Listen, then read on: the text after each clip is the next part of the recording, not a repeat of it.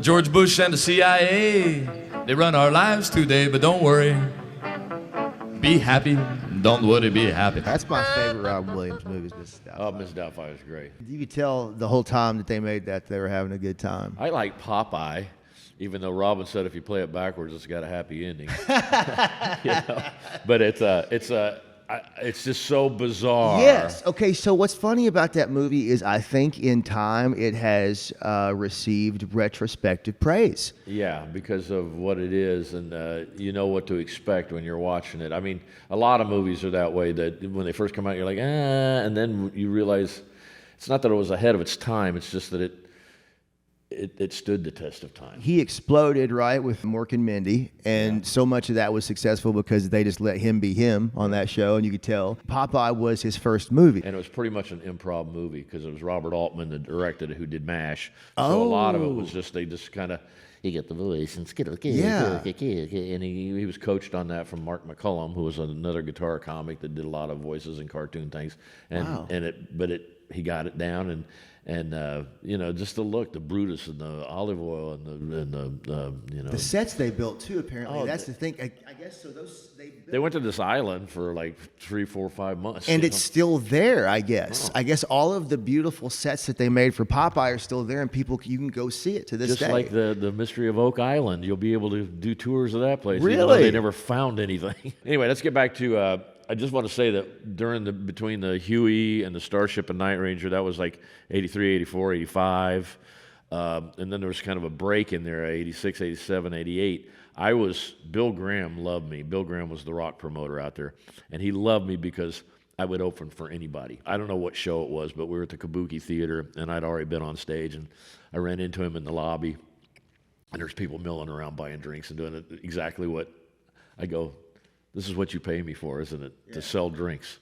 He goes, you finally figured it out. That's hilarious. But he goes, you finally figured it out. I'll never forget him saying that, because I go, I'm just a pawn. You didn't hire me. He knew that I could be entertaining for 20 minutes. Yeah. In front of a horrible, fucked up crowd of people. Dude, there is so much to be said for that, though. I mean, as somebody who... Well, but then I got to meet and hang out with, oh my God, Men at Work and Santana and Stevie Ray Vaughan and Stevie Ray Vaughan. The list just goes on and on. And I that's the thing that still blows my mind when I look at my list. There's probably 66 really good names. And some are at wineries, and some are at the old Fillmore, and I've played all these really cool stages too. You don't even think about that. I mean, those are things that you just, because you did it, because you're on the ride. You're on the ride. You don't have time to stop and look back. And now that I've been off this thing for a while, you just kind of go. I mean, I got a lot of dates. I did keep track of a lot of stuff, but I wish I'd kept track of more stuff. Like most of the people that were on the show with me. I mean, I knew a lot of the comics that opened for me that went on to be big, and I didn't put the names down. Like who? Well, I mean, like Ellen DeGeneres and people like that. I mean, those people. I mean, they open for you, but because of age and time, Sure. It's not that they were. Well, no, and how many people opened for you that didn't go on, right? So, I mean, I'm sure that little Robbie Schneider. I mean, we're still buddies, and Rob's one of those guys that he just wanted to hang out. I mean, I'm always going to remember him in those early stages where he had to sit outside the club. He'd go inside, do his set, and he had to go back outside because he wasn't old enough to be in there. Wow. Those are Hedberg, right? Mitch was great. Yeah, Mitch was. He would open for me, and then I had a whole different rhythm when I was doing my show because I'd watch him. You can't. Sometimes I saw Cedric the Entertainer open for me, and he just blew the crowd up, and I'm like, going, I can't watch him because I'll be thinking about. How could you follow that? I did. After the first night, I stopped watching him. The first night I watched him, went, oh my God, he's a cheerleader. He had that crowd just going. So I just kind of ignored him the rest of the week as far as, watching his show. I mean, we hung out, we ate at, TGI Friday, like all comics, I don't want to say we had the big bucks back then, but and we got along fine. And then I ran into him at the airport years later after he'd done the Kings of Comedy and stuff, and he remembered me, and he blew the fuck up. Cool. He's Titanic. Because you mentioned even before that when you would watch Mitch Hedberg do comedy, you would accidentally slip into his cadence of speaking, and Well, it's like being in Tennessee and you start talking like that. You know what I mean? It's not intentional. It's infectious. Yeah. And Mitch was infectious. And might have been because of the dirty needles. No, I'm kidding. Sorry, I love Mitch. I don't. He just had a weak heart, and it was too bad because he was. And I don't know how far he would have gone. He already was on the way up. He would have fucking exploded, I think. Yeah, I liked him. I liked him on that '70s show where he's just the guy behind the counter. Yeah, I think he had such a unique voice that he would have been huge. Yeah, somebody would have found a vehicle that he would have fit right in. I was trying to think of somebody else that was along that line that. Well, shit. It's the cookie. Who? It's the cookie. The cookie. Oh, it's the cookie. Yeah. See, before we started recording, Mr. Gonzo decided, Mr. Dr. Gonzo. Mr. Doctor. Decided to have a little flashback to his 80s rock and roll party days. You accidentally actually had a cookie. Yeah, my wife came back from a Christmas party and brought some cookies, and I ate one, and then I called her. I go, this tasted weird. This wasn't it. She goes, oh, yeah. That's beautiful. So. All right. Well, I tell you what, you're going to have to make sure. My lips are sticking to my teeth. You have to make sure you give the rest of those to me so you don't make that same mistake anyway, again. So we get out of the 80s, and after opening for all these people and stuff like that, which is a great resume builder. I've got a cool resume. The 90s were coming around, and I was doing like the local little TV talk shows and stuff. I was getting good at the Q&A, but I never strove to be on Letterman or to be on the Tonight Show or anything. I don't know, for some reason that was not. I had so many friends I got to be on the Tonight Show. But did you grow up idolizing those guys? Well, I mean, yeah, I don't know if you say idolize. I enjoyed the shows, but to me, they were the host. Yeah. I enjoyed the people that were on the show more. The Ed Sullivan Show, I loved that when I was a kid. There were Jackie Mason and all these comics that, my favorite was Senior Wences. So you go, all right, it's all right. Yeah, the guy in the box. Okay, yeah. How you feel? I feel pretty good. He talked to his hand, had lipstick on. I mean, I don't know. I don't know what my influences were. I mean, I listened to Bill Cosby records because he was a storyteller, and I really enjoyed the stories. And that's why right now there's sort of a debate right now because people are starting to do story nights at a lot of places. Yeah. So what's the difference between a guy that tells jokes and a guy that tells stories? Tell stories with no punchlines, but they're funny stories. Right. You know what I'm saying? Yeah. And I found myself really going off in that direction near the end of my career, and I really enjoyed that because people would go along for the ride with you, and you tell the story, and instead of just joke. Yeah. Well, it's something different too, though. I mean, Spire's a joke guy. Yeah. Who owns the comedy club over here? Ronnie Dangerfield, joke. Geechee Guy, joke. That's another sad story. But okay, help me out with that. They found him dead in his bed. I don't know if he had a heart problem or what. And Geechee would write a joke a day. Wow. Geechee Guy was one of those guys. A little Geech went a long way when you're around him. After a while you go, okay, I got to get away from Geech. But Geech was so funny and just joke. He could just rip them off. He had that motor in him. Yeah, and there's, I kind of like a comic that's a little bit of both. Can throw a joke, drop a quick joke when they want to, and then tell a story or whatever. I like somebody who can break the cadence up. And that's why, and not to talk shit about anybody who's so much more massively successful than I am, but I love Anthony Jeselnik, but it gets tiresome to me when it's so dark. Dark. And it's funny, not that I have anything against dark comedy at all, but when the whole goddamn thing is pitch black, it's like, yeah, right, or it's all nasty stuff. Right, and again, not dirty so much, just gross. Yeah. I don't want to hear about your foot being amputated. If you pull it, I don't mind if you tell me about your foot being amputated, but if you surround it with enough stuff, we see it to where. This means something if you're up here when you're down here. I want to go to a comedy show to be uplifted. Exactly. Right. I want to come out of there going with a big. I want my cheeks to hurt when I come out of the place, and I don't have to be laughing 24/7 the whole time I'm in there. Greg Hahn, for instance, he's all zip zip bang bang pow pow.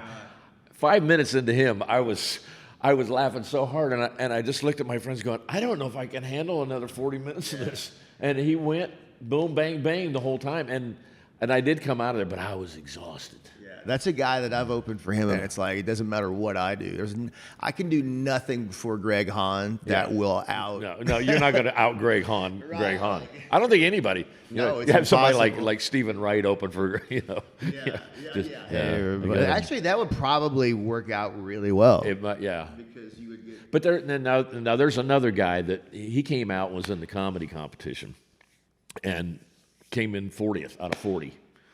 Stephen Wright. Yeah. Nobody got it. But he came in 40th out of 40. The comics are dying. They're going, this guy's genius. Were you there that night when he did? Oh yeah, he did the whole week. I mean, he was part of the Wow. competition I was in. You know, Roseanne came out and did it and sucked. That blows my mind. Yeah, it blew all our minds because we're going, this guy is so funny, and people they weren't ready to get it yet. Yeah. And then when he got on the Tonight Show and did it, Yes. then all the focus was bing, bang, boom on the thing, and then you go, oh, that's why he's so funny. And then he was a hit everywhere because in the mass of all the comics that you saw on the night, there might have been 20 in that round, there might have been 10 in that round. I don't know. No, he never made it to the semifinals. There were 20 in that round.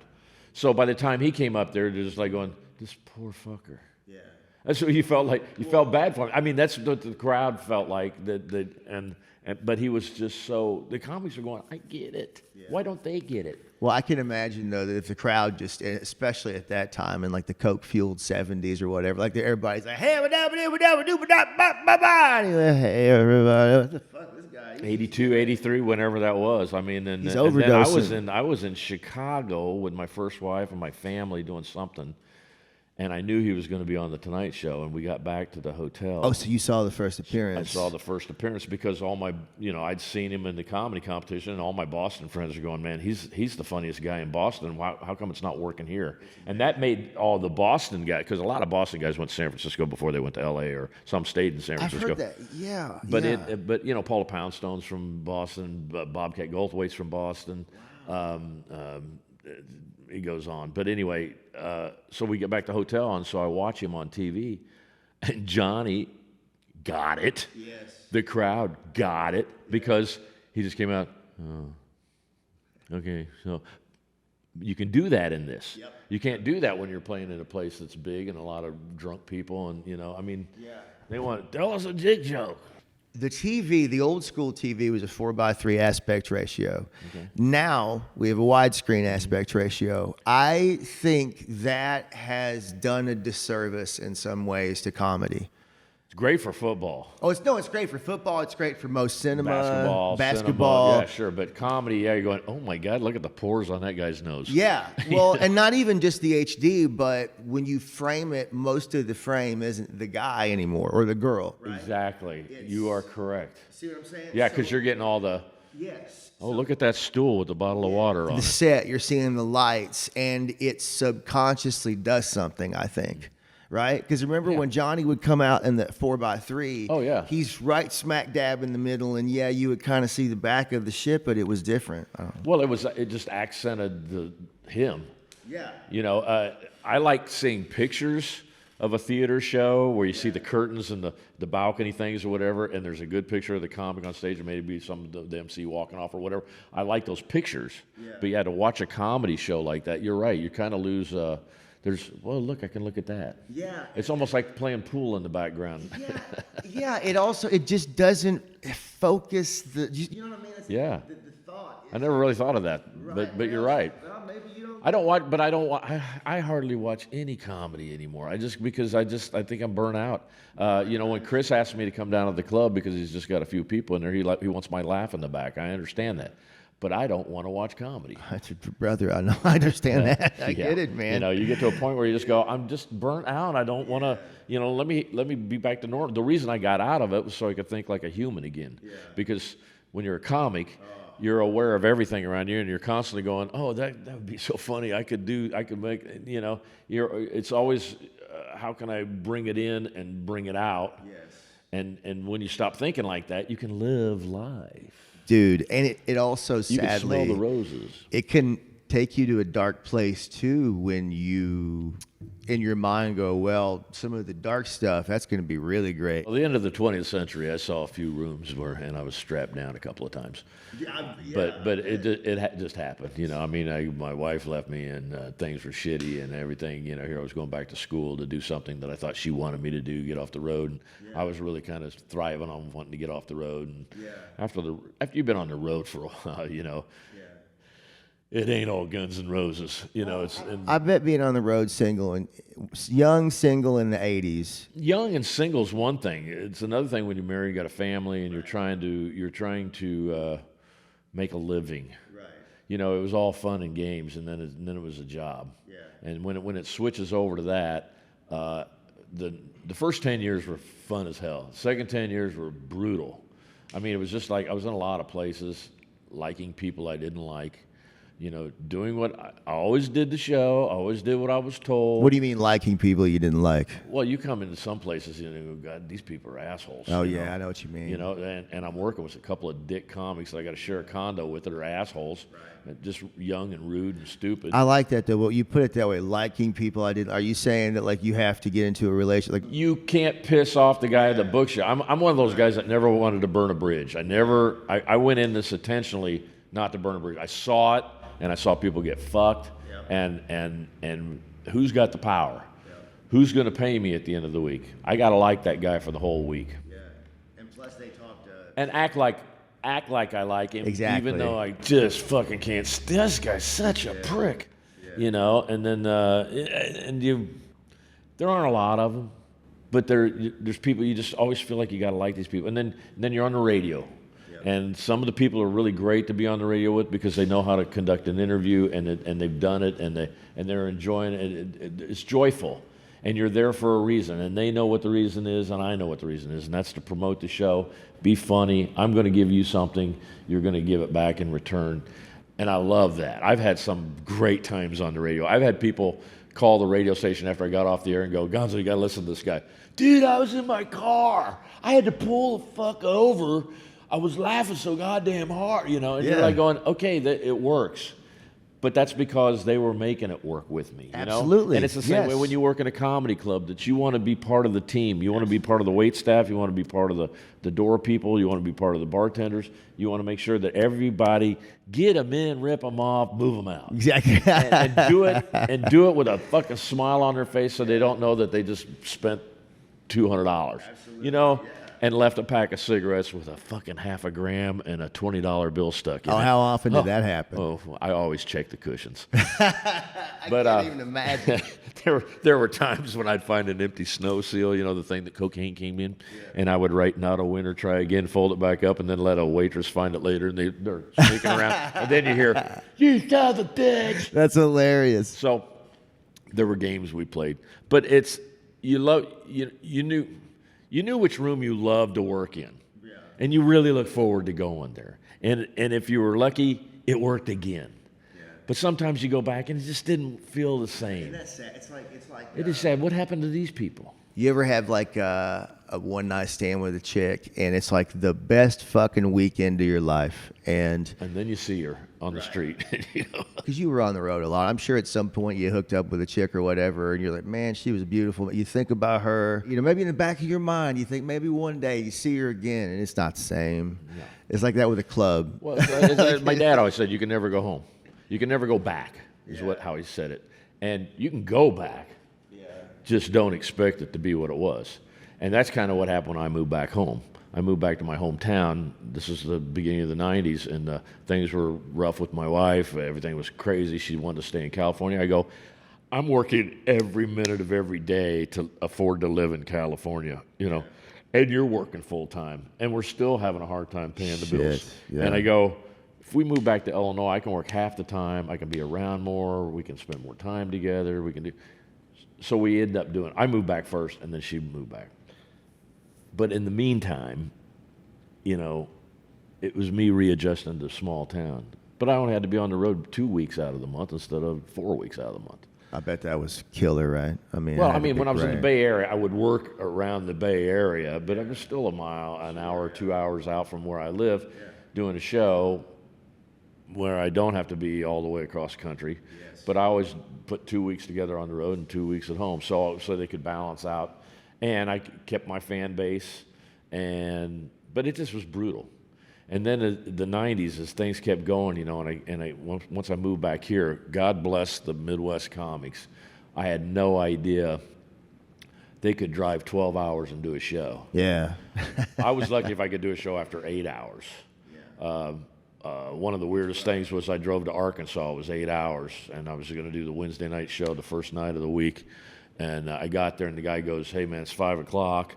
Would you mind opening for Chicago downtown for $250 for the 7 o'clock show, and then come back and headline the show?" I go, "Yeah, I'll do that." Opening for Chicago. And here I'd already been on the road thinking I was going to nap and then do one show. Yeah. That's why I got there at 5. Yeah. So I went downtown, did my sound check and everything. And I'd just gotten all these new guitar picks with Dr. Gonzo on them.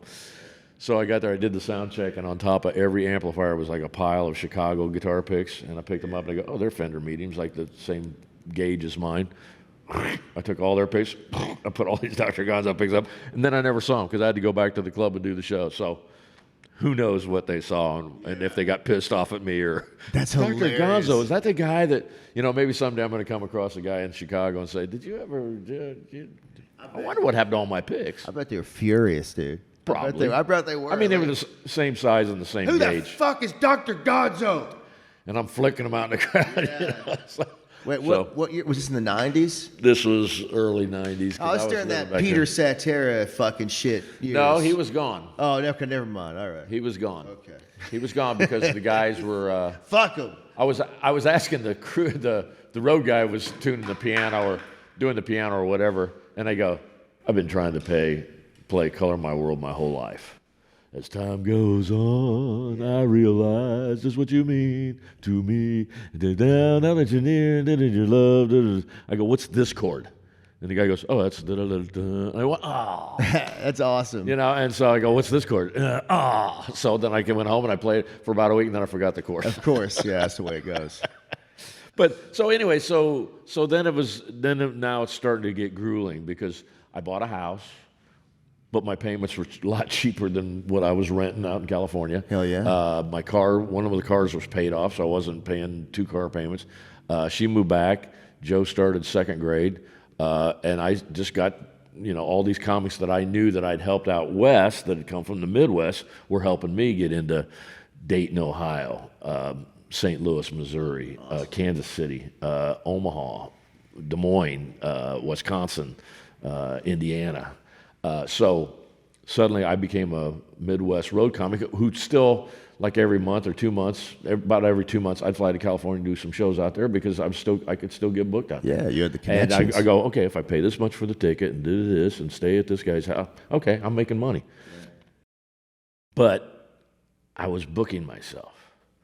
And I was starting to go a little nuts. And like I said, we had press kits, and you had to fill things out, and we mailed. So I had before the internet. I had a whole room. Well, the internet was kind of happening, but you had to dial up, and it took forever. But I had a room that was sort of my office, and I had a collating table, I guess that's what you call it, where I had all my different press things. One of these, one of these, one of these, one of these, one of these. Stick it in the folder, fold it up. I had the 8x10 glossy picture. You know, boom, put it in the thing, stamp, get the name, send it off in the mail. I was sending those out to a lot of places, and then the people go, "Well, send us a video." What the fuck, you know? And a check for $25 to view it. What? So I've got to pay you to watch my tape? When did this happen? Oh yeah, there was a period of time. There were too many comics, and so they go, "Save us the time, send us a 20-minute video of your show or whatever, and we'll look at it and see if we want to book you." Well, and to put this broadly into perspective in terms of comedy, we talked earlier about how comedy as we know it didn't really exist in the late 70s. And then in the 80s, but then it got so popular, like you said, there was so many, the bubble burst. And then when could you like really feel the difference in terms of comedy changing like this? Cutting back days. Yeah. See, they would paper the Wednesday, Thursday nights because they'd make a killing at the bar. Yeah. You know what I'm saying? Oh, I know, yeah. So it was like Wednesday through Sunday or Tuesday through Saturday. Just about everywhere you went, you're doing like 8 shows, you know, for X amount of dollars. Then they started doing like no smoking nights, like on Thursday, which just blew my mind that I could see the crowd. After all those years, I had no idea that, wow, there's people here. You know, I mean, it's just clear air. This is where, because I smoked. I mean, it was all part of the thing. The you go outside and ambiance, go, I hate these people. I hate this club. I hate my jokes. I can't wait to get home. I've had those same exact conversations with myself. And smoking is awful and evil as it is, and I'm so happy I quit too. Man, there's just something about being on stage. And oh yeah. I mean, it's and to me, and here's the other thing: is the whole time that all this shit's going on in your life, and the club scene's starting to dry up, and there's too many comics, and everybody's underselling you, and you're working for less money, and you're driving twice as far, and on all this shit, and everything's going up in price with hotel rooms and air flights and stuff. You're still learning and growing as a comedian. Yeah. And you're suddenly realizing, I was one that I didn't want to listen to comedy records, and I didn't want to read the comedy books, and I didn't want to study the history of the thing while I was doing it, because I was afraid I was going to be too influenced by it. You know what I mean? And I thought maybe through osmosis I'd be picking up a bit that was somebody else's. And I think that might be why you were so successful so quickly, in addition to the fact that you had that second facet of your act with the guitar. You also weren't trying to be anybody, right? Like, you were just trying to be funny. We were all trying to be ourselves. That's what San Francisco was all about. Yes. Everybody was unique and different, and we policed each other. Yes. I was in Denver and saw a guy go up on stage and do John Fox's act verbatim. Yeah. And John Fox was a friend of mine, and so the guy killed. He goes, I just got back from L.A., and he did his act. And I'm sitting in the back of the room going, I can't believe I'm watching this. And then the guy walked by, and everybody's patting him on the back. And I put him aside and said, you were really funny, and you're a good mimic. But John Fox find out you did his act, he would kick your... And this guy's eyes got so big. Hell yeah. Like, he got busted. And I go, you killed, enjoy the moment, but don't do other people's material, because they will come back and that's their livelihood. This is how they make a living. They worked hard to build that set. You know, write your own shit. And there's no social media then either, because now, worst comes to worst, you post video of the guy doing it. You go on some caddy person or not caddy goes on a Facebook page, says, hey, John Smith is still on this guy's set. Sure. He's publicly shamed. That didn't exist then. You really did have to. We had to police it on our own, because people just didn't know. And the way things were springing up so fast with the comedy clubs just popping up, that was another thing. You know, in the early 80s, you know, then suddenly you got all the yucks and the funny bones and the they all needed guys. The comedy zones and the catch a rising stars and all the different brand names that expanded into all these different areas. And if you were good and you got in that circuit, then you got to work all those rooms. I mean, everything just kind of opened up in the right way. And if you were funny, they would even ask you who you thought was funny, and they would book them. Well, how cool is that? Because they believed you, you know, and because you were a working comic, and who'd you grow up with that's funny that would, oh, this guy's great, you got to book that. And then that all went away. And then it was just like you can get anybody. It was just, and then it was all just about numbers. How many people can we get in a seat? What year for you, like, because you were there, what year for you do you distinctly maybe remember going, this is starting to turn? About 88, 89, I started feeling like there were just too many comics that weren't seasoned enough, because the guys that were behind us, they kind of had to stall out because we didn't move. You know, usually you got good, you moved to L.A. Yeah. You know, so in the Bay Area, all of a sudden, I stuck around. Durst stuck around. All the guys stuck around, so we were the headliners. And then these guys were trying to push their way to the top of the thing, and they couldn't because we weren't getting out of their way. Yeah. They either came up and got alongside of us, or they were just pushing the ceiling. And so they would move to L.A. You know, and then Rob Schneider, who I've known forever, he was telling this young comic, and this is a great thing. He goes, when I came along in the late 80s, him and Dave Spade and whoever else, Sandler and those guys, they all had a good 20 minutes. Yeah. Because a real good 20 minutes, you could break that into 4 or 5 TV appearances. Yeah. And if you go boom, boom, boom, boom, boom, all at once and get on this show and then that show with different material and this show with different material and that show, suddenly you're hitting, pshoo. And then, you know, then there was the Comedy on the Road and MTV's half-hour comedy hour and all these little shows. And I only did the ones that they asked me to do because I wasn't going to change to fit somebody's thing. And luckily I was along to be on the show and that show and this show. And it was good because TV credits, when you send out that press kit and it says on the bottom, has appeared on Evening Magazine and Music Television and Showtime's Laugh Off and Star Search and Comedy Tonight and entertainment tonight. I mean, those things, those are the things that you kind of go, gives you legitimacy. Oh, absolutely. And then when they see a video, if you've got each one of those appearances back to back on a tape, and you send it to them, they go, "Fuck, this guy's yeah." You know what I mean? Oh, absolutely. So you learn how to sell yourself. That's probably one of my favorite pictures, because that's me on stage in front of a huge crowd, just having a great freaking time. I mean, you're obviously having the time of your life and all, especially with Sam Kinison here. We sang White Christmas together. We just did the woo woo woo woo woo. It was me and Sam, and Todd Rundgren were background for Greg Kinn singing ever blue, and we're going ooh, and I just remember looking and going, I can't freaking believe I'm singing. I mean, Sam's one thing, but fucking Todd Rundgren, ooh, we were following Todd. You know, he was in pitch. You know, we're just Oh, there's the original Mr. Dr. Gonzo there. Did you ever meet him? Yeah, I opened for him at the. Well, it was brief. He was opened for Dr. Gonzo. Well, I've had a couple of encounters with Hunter Thompson. First was he was playing at the Stone, which is a nightclub down off Broadway in San Francisco, and they just thought it'd be funny to have Dr. Gonzo with Hunter Of course, Thompson. yeah. So that's how it was billed on the thing. So I went out and I was doing my time, and I knew somewhere in the back of my head, I go, they're not going to find him. He's going to be late, because it was hotter than fuck there. Yeah. They had microphones set up out in the crowd for Q&A for when he got there, and I was doing my time, and I was up to around 40 minutes, which is a long time to open for somebody else. And I look on the side of the stage, and they're going, and I'm like, oh. You know, and then it was okay, you could wrap it up. And so I finished up, and then he came out, and Hunter Thompson does not enunciate. Yeah. He's a mumbler. Did he have a You cigarette hear in the his K mouth? words, the Gaddafi, Kennedys, and so I left after a while, because I go, I'm not even catching what he's talking about. I've read all his stuff. I mean, I love him as a writer. That gig was so bad that the next day he blew his brains out. That's a true story. So he couldn't follow me. Follow that motherfucker. So I get a call to do the San Francisco Examiner Christmas party, and the San Francisco Examiner was run by Will Hearst III.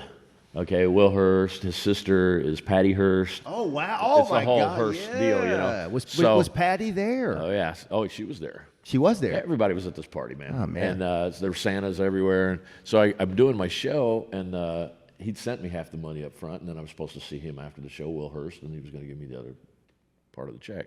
And it was a lot of money for a party. I mean, in a room, you know, in a mansion, you know, it was the most bizarre thing ever. And so I go to see him while I'm on stage. Hunter Thompson comes in, sits down, and he's watching me. Oh my God! That fucks your head up. Yeah, I bet it does. You know, I'm just going, okay, just keep doing what you fucking do. Just do what you do. Just do what you do. Yeah. So I did what I did, and then when I got off and I went to find Will, he's sitting with Will at this table with this other guy that's got an eye patch and a bulldog. He wrote for the paper too. Crazy people. Yeah. And so I'm sitting at the table, and one of these things doesn't go with the other. One of these guys doesn't belong with these fuckers. You know, that was me. I just felt like so out of place. And so they're talking, and so he's going through. He's got like all these checks in his pocket and in an envelope, and he goes, "Oh, here you go. Here's your check." I said, "Okay, thanks, man." I go, "Man, I'd love to stay and chat, but I got to go." Yeah. Good times. And I walked away going, whew. I just didn't feel like I fit at that table. Sure. It was on a different level. Yes. These are journalists. These are newspaper people. Those are characters. And I'm not in this world. Characters. Okay, yeah. Like you have Dr. Gonzo, noted. He's probably on acid at that moment. I'm sure he had swigged some jet. He might have pulled out a gun and started shooting, you know. There was a gun right there. Yeah. And then I love the other guy had a gimmick, like a bulldog. He was a real big guy, eye patch and a bulldog. Did the bulldog have an eye patch? No, that would have been freaking hysterical. And I got another story I'll tell you in a second. But as I'm walking out, and there's all these Santa Clauses in the place, they all have Uzis, I suddenly realized that everybody that's anybody in San Francisco is at this thing. Yeah. And heavy security. Like that's like a Die Hard movie. I went outside with my little stub going, "Car, please." And the valet guy goes, "I'll be right back." And I'm going, I just want to get the fuck out of here. I just started getting that totally anxiety feeling going like, I don't want to be part of the social elite where you have to be protected, you know. Yeah. And so I got my car and just drove home and was like, that happened? Okay, that happened. But that's good, though, that you at least got to rub elbows with that so you get to see, I didn't get creepy till I started noticing all the Santas had the Uzis. Yeah. I mean, at one moment I was kind of like going, wow, I don't fit with these guys, but you know, you were one step away from one of those Stanley Kubrick Eyes Wide Shut orgies. Yeah. You know what I'm talking about? Like a couple hours, there'd be masks and rooms. I left. Yeah. I left. So you left L.A. or San Francisco, I should say. You come back here. You're living here. You have a house. You actually opened up a steakhouse at one point, right? Yeah, but that didn't just all happen all at once. I finished doing. I did comedy for about another 9 years, I guess, and I went back to school, and my folks' health was deteriorating. I was glad to be back to be around my folks. My sister lives here. I got a brother that lives here. I got another brother that lives out in Washington State. I was excited about going back to school because clubs were getting cut down to like just Fridays and Saturdays, and I still did a few here and there because I could go out on a Friday, Saturday night if it was close enough. But I was reading 5 novels a week because I was an English major, dumbass, and so I was under the gun to do my homework. So I was having to read, write papers, and then doing comedy. Just it was becoming a hobby real quick because the money wasn't all that great, but it was money. Yeah. And it was helping pay for schooling, and my dad was helping me with school just because he was just happy I wanted to get out of comedy.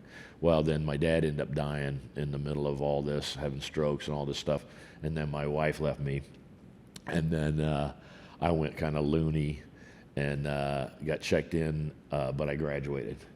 And then I went and took my test to be a high school English teacher and passed that. And then I was suddenly they said that I needed 4 hours of biology or something.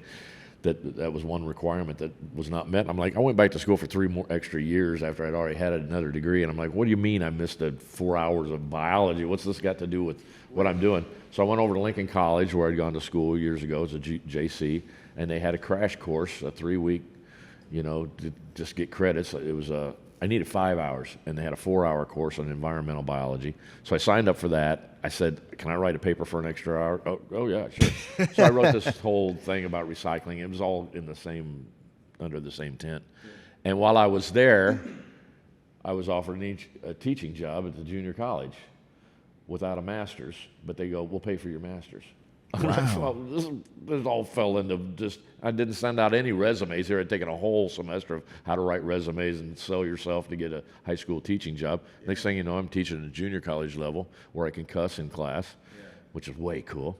And I can say, hey, don't come in here with a floppy or with your disc and say, well, it didn't print, because there's computers all over the place.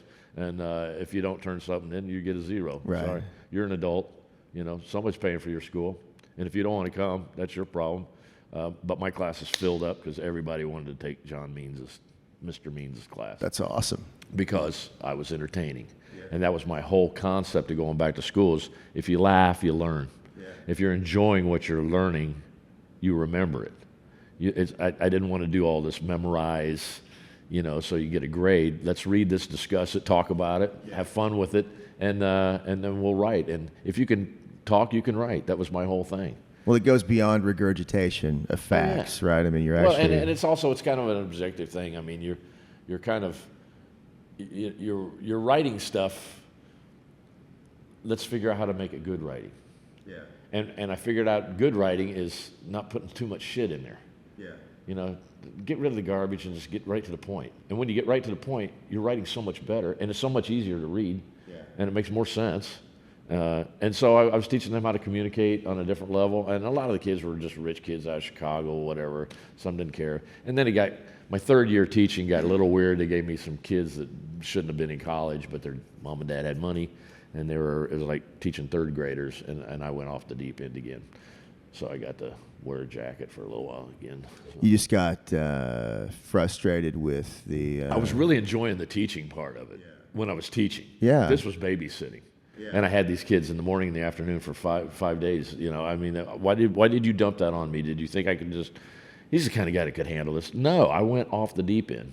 Got on some generic Prozac, which I reacted to. I couldn't talk. My wife took me up and said, "This guy's a babbling idiot. What's going on here?" Jesus Christ. And then we had just started the restaurants at the same time too, so a lot of stress there. A lot of things were going. Brrr.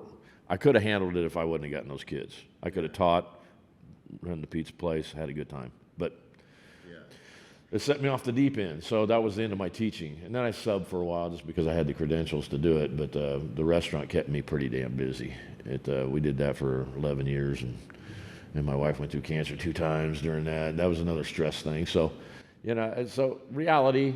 And then Chris came because we had the restaurants and opened the comedy club. And then I got sucked back into it. Oh, and we got to talk about that too. Now that we're here in Mason City and that you've been back here for a number of years, you can see the art on the walls here at Project Art. You can see across town some of the different beautiful murals that you've painted out there, and also Mason City Limits Comedy Club.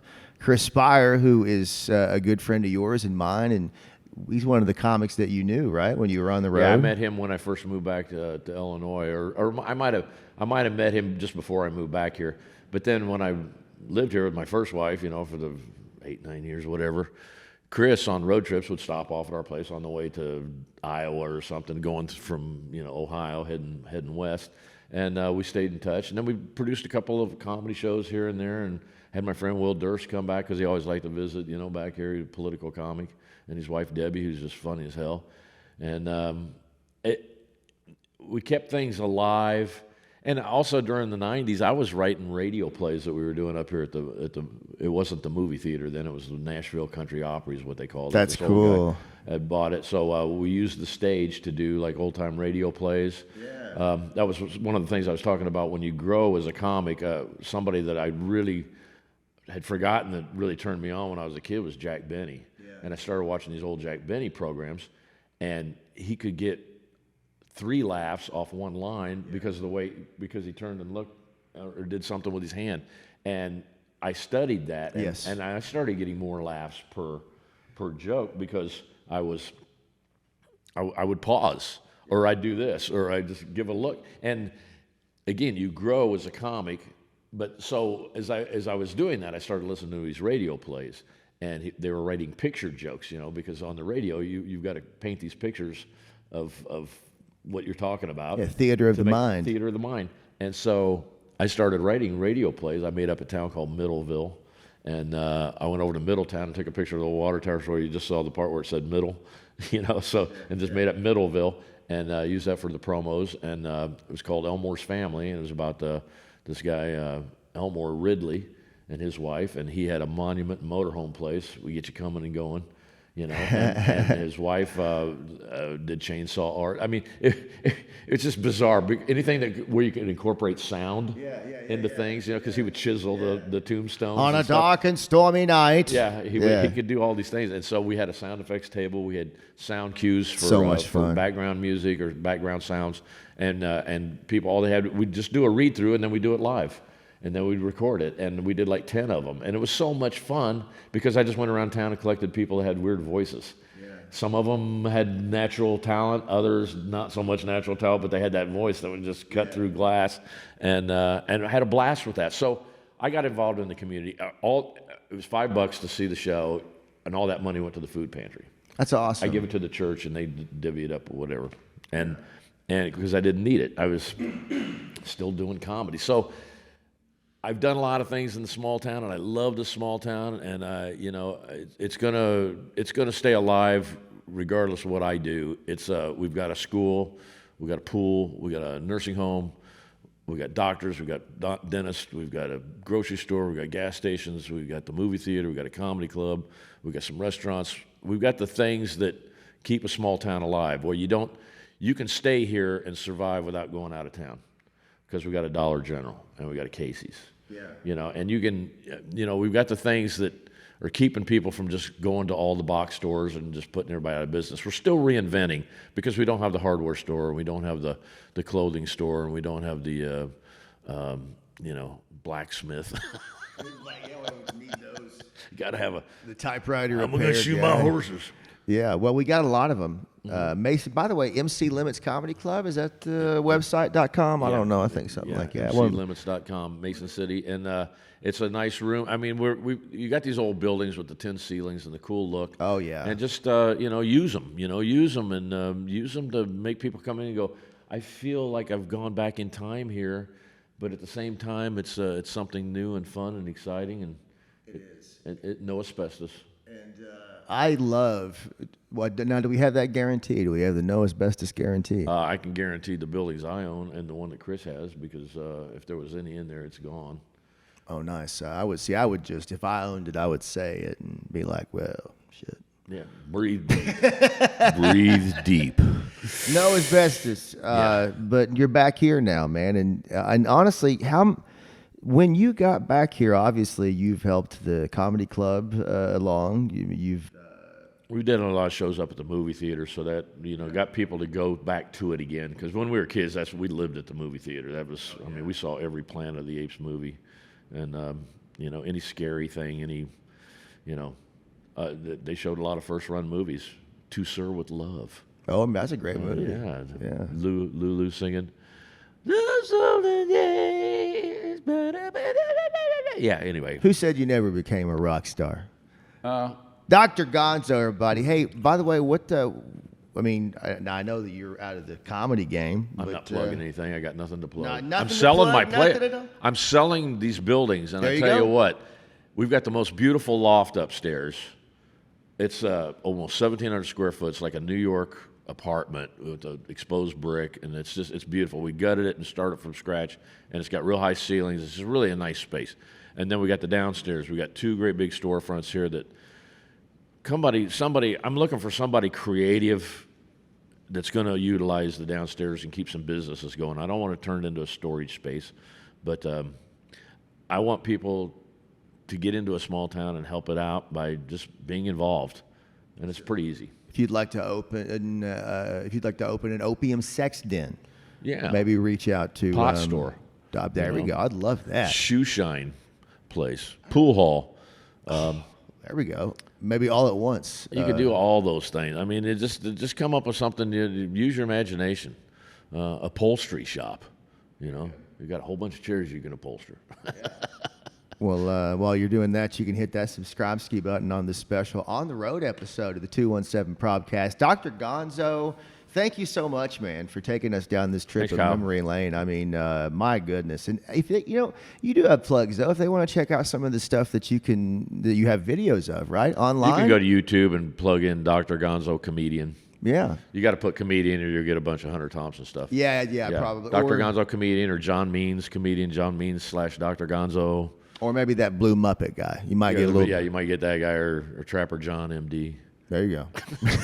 Check us out, man. Thank you so much, my friend. Adios. Bye-bye.